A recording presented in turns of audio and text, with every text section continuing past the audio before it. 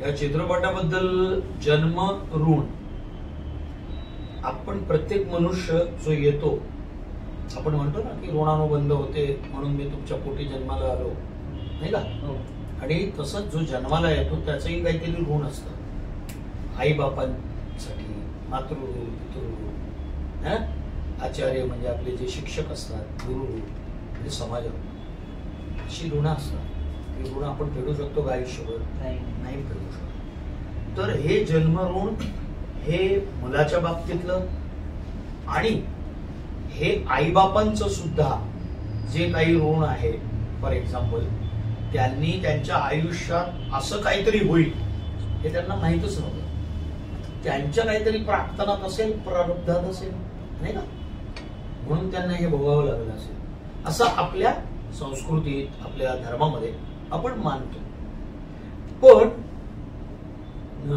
मोरलेस आपण जेव्हा मुलं आजकालची जर बघतो तर ती खूपच टेक्नॉसॅव्ही आणि खूपच मटेरियलिस्टिक.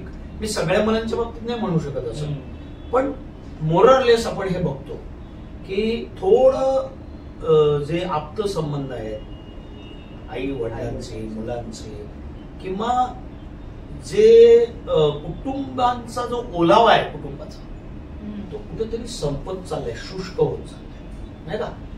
आपल्याला असं वाटतं की असं का झालं असेल? वेळ नाही, टाइम नाही आता, आणि त्यांना बाकीच्या सगळ्या गोष्टींकरता टाइम नाही, पण आई वडिलांकरता वेळ नाही आहे, किंवा भावंडांकरता वेळ नाही आहे. ते का झालंय? त्याचं कारण, खूपशी कारण आहेत, त्याला हजारो कारण आहेत. ओके, पण आपण कुठेतरी आपल्या रूट मध्ये जाऊन याचा विचार करणं आवश्यक आहे, आणि तो विचार करण्याला प्रवृत्त करणारी फिल्म आहे जन्म. की आपण आपल्या आई वडिलांसोबत असे वागू शकतो, अशी मुलं वागतात, असं होऊ शकतं, हे आपण वाचतो, आपण बघतो. म्हणजे ह्या माध्यमाच्या युगामध्ये दर 1 मिनिटाला एक नवीन टोकन एक चॅनल येतं युट्यूबचं, है ना? आपल्याला खूप काही गोष्टी ऐकायला मिळतात, इन्फॉर्मेशन खूप मिळते, आहे की नाही?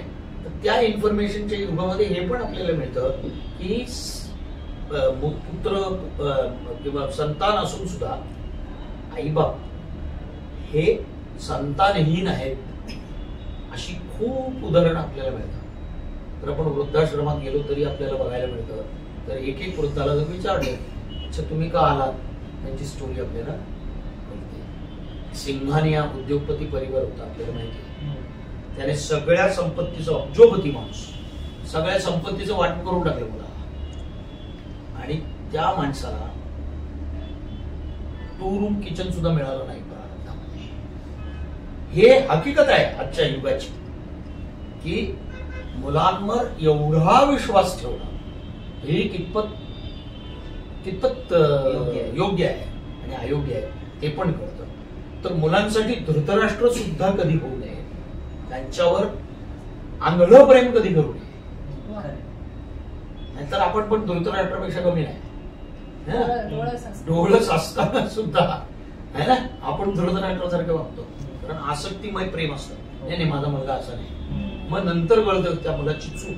कारण शेवटी कसं असतं की आपल्याकडे आई ही मुलाचा पहिला गुरु असतो, है ना? म्हणून तिला गुरु मानतो पहिला. तर आई वडील जे संस्कार देतात ते खरंच आपण पुढे उपयोगात आणतो का, हे सुद्धा मुलांना हा चित्रपट विचार करायला लावेल. आणि आत्ताच्या घडीला म्हणजे याच्यात तुम्हाला रामायणातली शिकवण आणि महाभारतातली शिकवण, काय करावं आणि काय करू नये, हे तुम्हाला शिकायला मिळेल. आई आणि वडील हे 2 दैवत आहेत आपली जगामध्ये. मी देवाला पाहिला नाही, कुणी देवाला पाहिलं नाही, अनुभवला असेल, पण साक्षात देव जर कोण असतील या जगामध्ये, गरीब, श्रीमंत, मध्यमवर्गीय, उच्च मध्यमवर्गीय, किंवा अक्षरशः झुगी झोपडीमध्ये राहणारा आई बाप असू दे, पण त्यांच्या इतकं शुद्ध आणि पवित्र विचार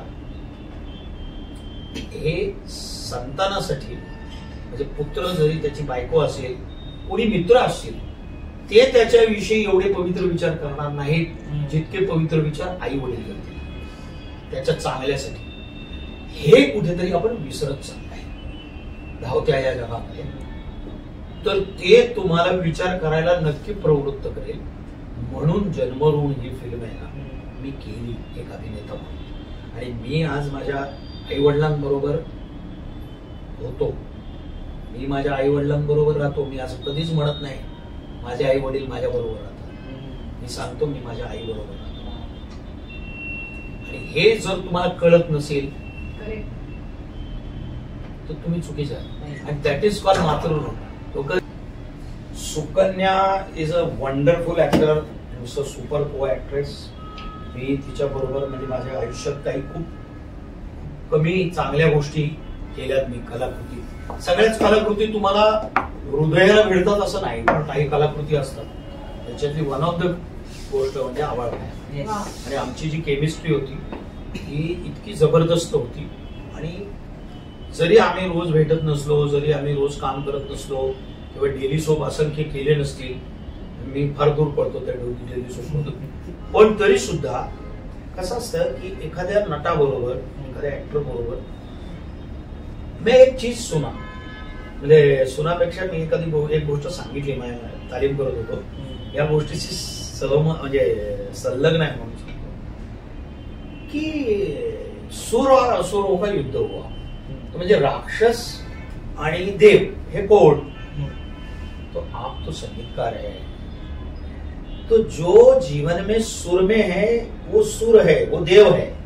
और जो सुर में नहीं है वो असुर है, वो राक्षस है. तो हमारा सुर जब भी हम मिलते हैं तो सुर में होते हैं हम लोग. क्या बात है. You are on one page. Yes. This is very important. So बहुत अच्छे वैशाली जीने याला संगीत दिलंय आणि स्वतः गीतकार आहेत, खूप उत्तम. आणि तर ते गाणं ऐकून आत्ता जरी ऐकलं तरी लोक इतकं अद्भुत गाणं त्यांनी लिहिलंय आणि संगीतबद्ध केलंय आणि सुदेश भोसलेने गायलंय. ही फिल्म अंतर्मुख करायला लावेल, लोकांना विचार करायला लावेल. आणि विचार नुसता विचार नाही पण घरी विचार घेऊन जातील की आपण जीवन कसं, अरे आपण चुकीचं जगतोय आयुष्य. आणि स्वतः तिथे स्वतःला बघतील. तेव्हा चित्रपट प्रत्येक प्रेक्षकांना प्रेक्षकागृहात जाऊन बघा. कारण प्रेक्षकागृहात हे पायरेटेड व्हर्जन बघू नका. त्यांना नुसतं तुम्हाला वाटतं की मला फुकटाच चित्रपट आला, तर तुम्ही चित्रपट सृष्टीचं नुकसान करताय. तेव्हा थोडेसे प्रामाणिक राहून तसे पिक्चर बघू नका. आपण जर ऑनेस्ट राहिलो ना तर चित्रपट सृष्टी झाली. आणि त्याला जर नकार दिला ना थोडी त्यागवृत्ती पण ठेवा. आणि 150 रुपयाच्या वर चित्रपट प्राइज नसतो तिकिटाचा. जा बघा आणि जन्मऋण अवश्य बघा, तुम्हाला नक्की आवडेल. म्हणजे मनोज गुजराती आहे पण तरी तो उत्तम मराठी बोलतो. मराठी माध्यमातून जरी शिकलेला असला तरी सुद्धा आजकाल मराठी माध्यमातली मुलं मराठी विसरतात किंवा जेंडरच चेंज करतात किंवा तर असं नसून तो गुजरातीमध्ये गुजराती असून सुद्धा इतकं शुद्ध छान प्रमाण भाषा बोलतो. धन्यवाद.